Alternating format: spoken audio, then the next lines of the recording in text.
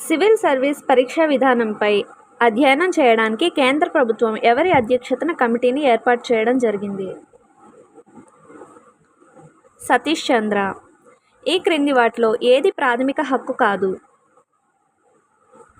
పని హక్కు.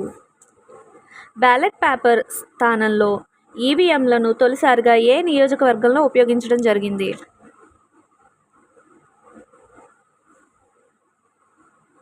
పర్వార్.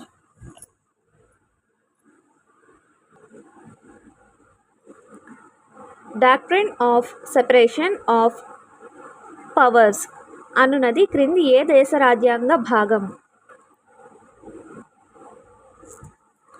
అమెరికా.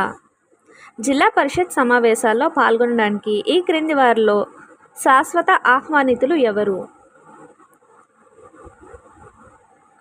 పై వారందరూ.